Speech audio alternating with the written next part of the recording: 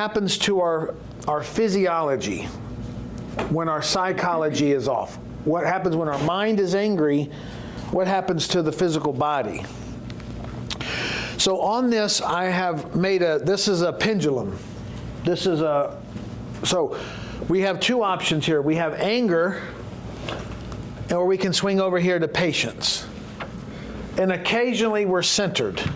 Occasionally we're going to call this centered. You could use other words like balanced. You could use words like present. You can use words like homeostasis. There's a lot of words that we could use to mean that you're centered, you're focused. When you're angry,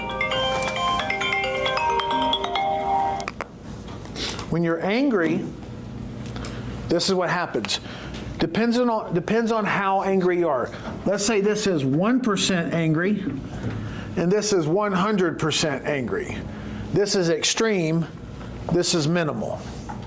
Since we're not always perfectly centered, we're probably going to be somewhere on this trajectory, or we're going to be somewhere on the patient's trajectory. You're like 1% patient, or we're 100% patient.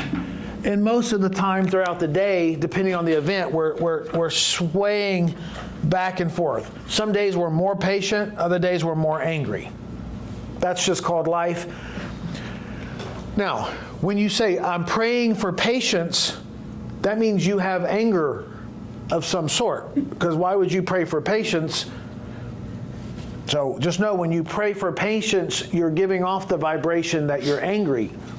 Now, if you give patience, you'll receive patience. If you're praying for patience, you're probably going to get more anger.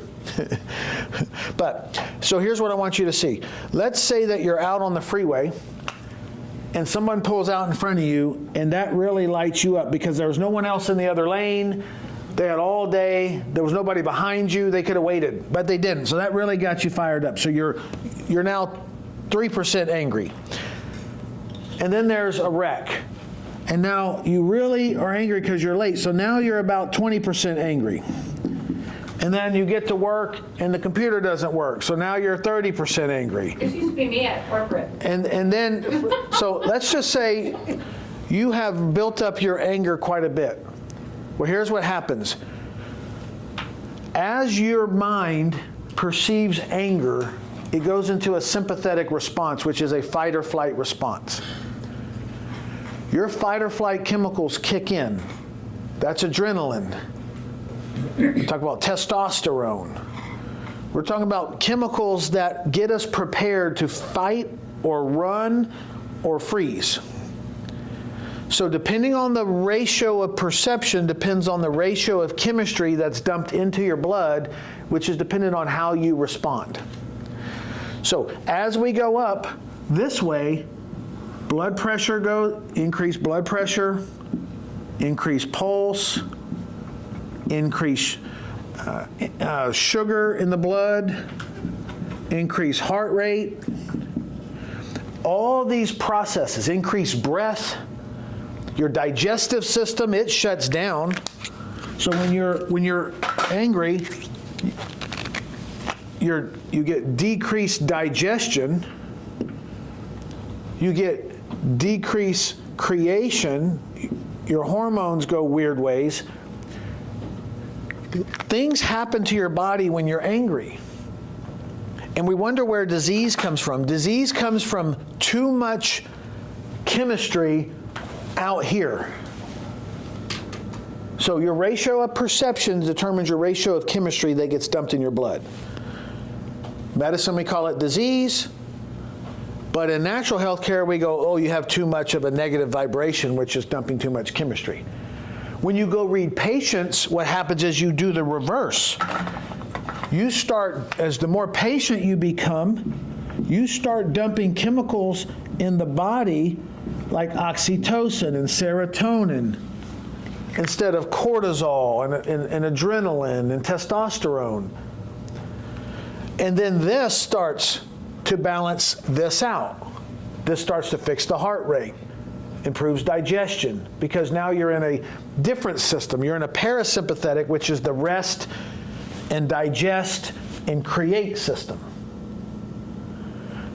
So this is why if we find ourselves to be angry, we want to have a way to calm down the anger so then we can reason and then make a decision that is lawful or constructive for everyone. Sometimes people do that with time. So this book is designed to teach you what anger does to your body and your mind, and then when you read Patience, how patience reverses that. Okay, so that's what we're dealing with today. Next week we'll do patience. So the main point I want you to get is your emotions determine the chemistry in your body, which determines how your physiology responds. And disease is a result of too much or not enough chemistry. You can go too much this way or too little that way. And it's when you're centered, balanced, present, focused, is where health is. The further we're away from the present, the more disease and dis-ease and pathology we have. That's the importance from my viewpoint, from how our mind affects our body. So we're literally training our body to be healthier by training our mind. Right?